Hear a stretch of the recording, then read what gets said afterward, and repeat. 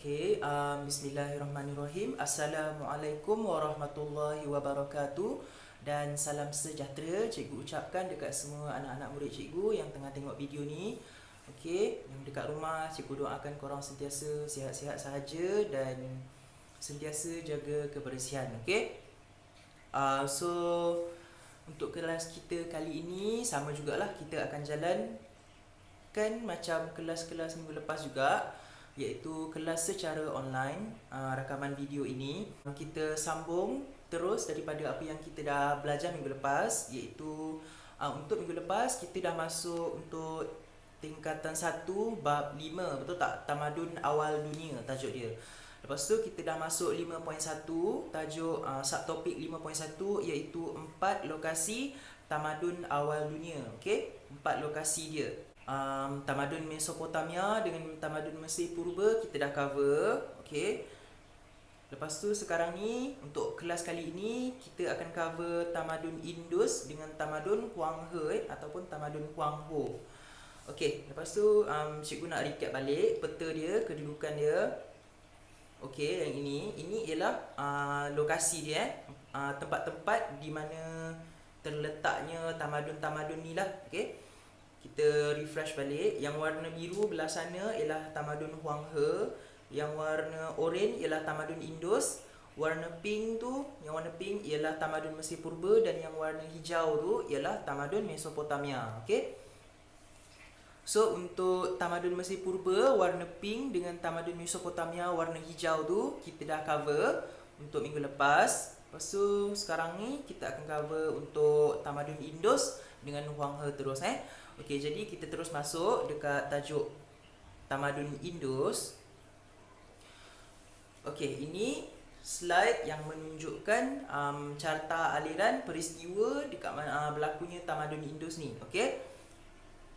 So tengok yang pertama, tamadun Indus terletak di lembah Sungai Indus, iaitu di bahagian barat laut dan utara India. Tamadun ini bermula pada tahun 2500 sebelum Masihi. Kedudukan tamadun Indus ni dia terletak di antara Banjaran Makran, Pergunungan Balochistan, Punjab dan juga Rajasthan dekat bahagian timur dia, dan dekat bahagian tenggara dia pula ada Kathiawar dengan Gujarat. So kedudukan tamadun Indus ni dia dikelilingi oleh tempat-tempat ni, tempat-tempat yang cikgu dah cakap tadi tu. Lepas tu kita terus tengok flow yang kedua. Poin yang kedua, lembah Sungai Indus dia mempunyai dua musim yang ekstrim. Lembah Indus ni dia mempunyai dua musim yang ekstrim, iaitu musim hujan yang membawa banjir dan juga musim kering yang membawa kemarau. Kedua-dua musim ini dia boleh menjejaskan diorang punya tanaman. Dekat tamadun Indus ni dia punya banjir dia berlaku selalunya banjir dia berlaku di luar jangkaan penduduk. Jadi penduduk dekat tamadun Indus ni diorang tak boleh agak bila banjir tu akan berlaku. Sebab dia selalu berlaku di luar jangkaan. Lepas tu sungai yang mengalir dekat tamadun Indus ni dia kadang-kala dia punya arus tu beralih arah. Untuk pusingan musim kering dengan hujan dia pula macam musim kering dengan musim hujan dia berlaku secara tidak menentu. Maksudnya dia tak menentu. Kadang-kadang musim kering, kadang-kadang musim hujan, tapi tarikh dia tu tak menentu. Jadi diorang tak boleh nak agak. Lagi satu, apabila berlakunya banjir dekat tamadun Indus ni, disebabkan hujan yang lebat tu dan banjir, dia bukan sahaja menjejaskan tanaman penduduk, dia juga menjejaskan pertempatan penduduk tu sendiri. Sebab banjir kan, betul tak? Dia akan memusnahkan tempat tinggal penduduk dekat tamadun Indus tu sendiri. Lepas tu kita tengok poin yang ketiga. Poin yang ketiga ialah penduduk lembah Sungai Indus bergiat aktif dalam pertanian. Mereka menanam pokok, gandum, barley dan juga kapas. Penduduk dekat tamadun Indus ni juga diorang menghasilkan barang-barangan menggunakan kapas dengan besi. Diorang menggunakan dua bahan ni untuk membuat barang-barang yang diorang perlukan lah. Lepas tu kita terus masuk kepada poin yang keempat. Hubungan perdagangan berlaku antara penduduk lembah Sungai Indus dengan penduduk di bahagian selatan Mesopotamia. Okey. Dan apabila berlakunya urusan perdagangan antara dua tamadun ini, kawasan ini kemudian berkembang menjadi bandar. Okey. Dekat poin nombor 4 juga, ayat dia yang last tu. Okey. Kawasan ini berkembang menjadi bandar sebab berlakunya urusan perdagangan. Jadi dekat situ akan bertambah orang. Bila orang bertambah ramai, kawasan itu terus dibangunkan menjadi sebuah bandar. Okey. Lepas tu kita terus tengok poin yang kedua last tu.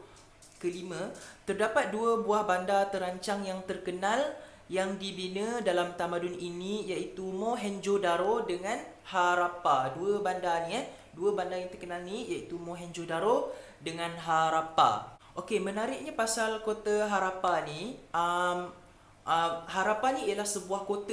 Dia sebuah kota, ada bangunan semua. Okey, dia sebuah kota. Menariknya pasal kota Harappa ni dia dikelilingi oleh dinding batu yang tebal, dan dinding batu ni dia sepanjang 4.8 km. Okey, 4.8 km, dan dia mengelilingi kota Harappa ni. Okey, 4.8 km tu satu jarak yang panjang.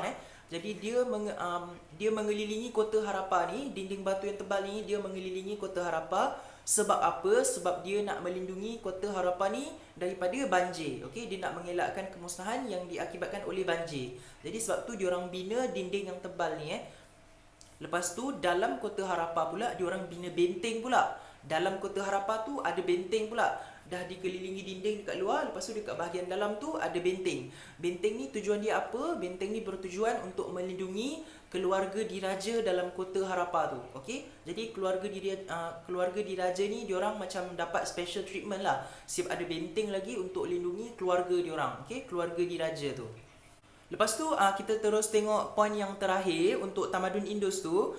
Menjelang tahun 1750 sebelum Masihi, tamadun Indus mula mengalami kemerosotan.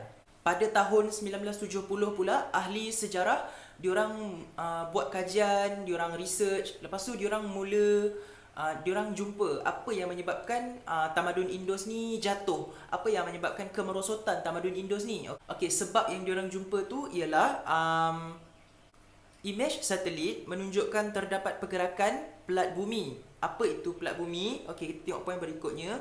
Pergerakan pelat bumi inilah yang menyebabkan berlakunya gempa bumi dan juga banjir. Okey, gempa bumi dengan banjir inilah yang menyebabkan merupakan salah satu sebab kenapa kerajaan tamadun Indus ni roboh. Okey. Lagi satu sebab dia ialah serangan daripada orang Aryan. Gempa bumi dengan banjir. Tiga sebab ni yang menyebabkan kemerosotan tamadun Indus. Okey. Lepas tu kita terus beralih pula kepada tamadun Huang He. Okey, ini ialah tamadun Huang He ataupun Huang Ho. Okey, kita terus tengok poin yang pertama. Untuk tamadun Huang He, tamadun ini terbina di kedudukan dua sungai utama yang mengalir dari kawasan pergunungan di sebelah barat ke lautan Pasifik. Okey. Sungai Huang He atau dikenali juga sebagai Sungai Kuning terletak di kawasan utara negara China, manakala Sungai Yangtze di bahagian tengah China mengalir ke timur hingga ke Laut Kuning. Okey, nama laut tu Laut Kuning.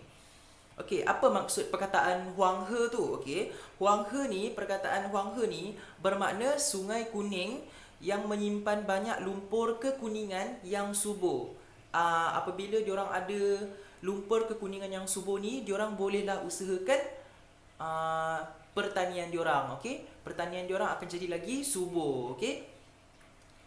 Lepas tu kita tengok slide berikutnya. Okey, untuk slide ini macam kecil kan. Okey, untuk slide ni kalau kecil cikgu zoomkan. Okey, ini cikgu zoomkan biar nampak besar sikit. Okey, kita tengok dulu pertempatan dan aktiviti penduduk. Okey, pertempatan dan juga aktiviti penduduk dia dekat tamadun Huang He ni. Okey, poin yang pertama, sungai menjadi nadi utama dalam pembentukan tamadun Huang He. Macam cikgu cakap mula-mula dulu masa kita masuk bab 5 ni, sungai memainkan peranan yang penting dalam semua tamadun. Dalam 4 tamadun ni diorang bermula daripada sungai. Betul tak? Sungai Tigris, Sungai Euphrates dekat tamadun Mesopotamia, okey. Semua diorang bermula daripada sungai, okey.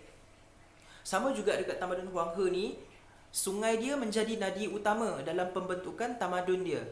Poin yang kedua, masyarakat awal Cina telah membina pertempatan dan menjalankan aktiviti pertanian dan juga penternakan binatang selain mengumpul hasil hutan dan berburu di sepanjang Sungai Huang He. Okey, ini ialah aktiviti yang dijalankan oleh penduduk dekat tamadun Huang He ni.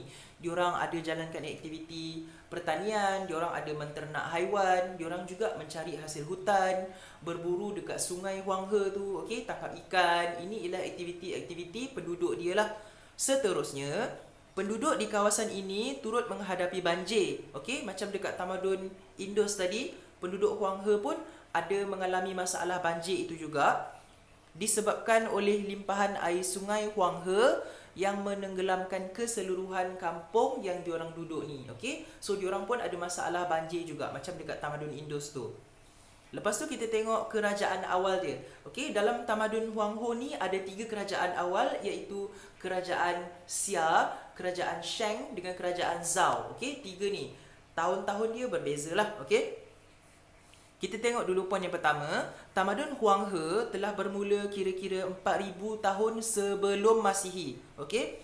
Terdapat 3 kerajaan awal yang macam cikgu cakap tadi, iaitu kerajaan Xia daripada 2205 hingga 1766 tahun sebelum Masihi. Kerajaan Shang yang bermula daripada 1766 hingga 1050 tahun sebelum Masihi, dan juga kerajaan yang terakhir iaitu kerajaan Zhao. Okey, kerajaan Zhao ni bermula sekitar 1050 tahun sebelum Masihi hingga 256 tahun sebelum Masihi. Okey, ini ialah 3 kerajaan dalam tamadun Huang He. Poin yang kedua, perkembangan pertempatan kerajaan awal ini telah melahirkan beberapa buah bandar Huang He, antaranya termasuklah Anyang. Okey, Anyang. Okey, Anyang ni apa? Anyang ni ialah poin yang ketiga, Anyang ini merupakan pusat kerajaan dinasti Shang. Okey, kan cikgu cakap tadi kerajaan awal dia ada 3, betul tak? Yang pertama ialah Xia, yang kedua ialah Shang, yang ketiga ialah Zhao. Jadi Anyang ni dia ialah pusat kerajaan Shang yang kedua, kerajaan yang kedua, okey. Dia pusat kerajaan. Pusat kerajaan ni maksudnya pusat pemerintahan semuanya dekat Anyang lah, diorang buat dekat Anyang semasa kerajaan Shang ni, okey. Lepas tu kita tengok ayat yang seterusnya. Semasa dinasti Zhao, tamadun ini tersebar hingga ke bahagian selatan Sungai Yangtze. Okey, menariknya pasal tamadun Huang He ni, selain daripada aktiviti pertanian, penternakan haiwan, mencari hasil hutan, berburu dekat sungai Huang He tu, diorang juga menjalankan aktiviti membuat tembika, membina kapal, sutera, diorang jalankan aktiviti sulaman. Lepas tu hasil-hasil ni semua diorang gunalah, okey, sebab dekat semasa tamadun Huang He ni, diorang disebabkan kedudukan geografi diorang yang tak strategik, tamadun Huang He ni diorang tak banyak jalankan aktiviti perdagangan dengan orang luar sebab kedudukan geografi diorang yang tak strategik. Okey, jadi sampai situ dulu kita cover untuk tamadun Huang He. Okey, untuk aktiviti pula yang cikgu nak pelajar semua buat, boleh tengok pada modul ni yang dah dibagi. Tengok pada muka surat 9, okey. Tengok pada muka surat 9 ni. Okey, dekat muka surat 9 ni untuk kelas minggu lepas cikgu dah minta buat soalan nombor 1 dengan 2, betul tak? Tapi untuk soalan nombor 2 tu cikgu minta pelajar semua buat untuk tamadun Mesopotamia dengan Mesir Purba saja dulu kan. Sebab masa tu kita baru cover 2 tamadun tu. Jadi sekarang cikgu nak pelajar semua lengkapkan terus jadual tu. Tamadun Indus dengan tamadun Huang He tu pun kena isi sekali sebab kita dah cover, jadi mungkin korang dah boleh buat. Cuba fahamkan balik poin-poin yang cikgu dah explain tadi dan jawab soalan yang 2 tu, tamadun Indus dengan tamadun Huang He. Okey, lepas tu kalau dah siap lengkapkan jadual tu, nanti cikgu akan bagi latihan tambahan. Okey, masa kelas nanti kalau lepas korang dah siapkan jadual tu, cikgu akan bagi latihan tambahan. Okey, jangan risau. Okey, jadi cikgu rasa sampai situ saja dulu kelas kita untuk kali ini. Kalau ada apa-apa soalan yang tak faham, boleh tanya dekat grup WhatsApp yang dah disediakan. Okey, insya-Allah kita jumpa lagi untuk kelas akan datang. Assalamualaikum dan salam sejahtera.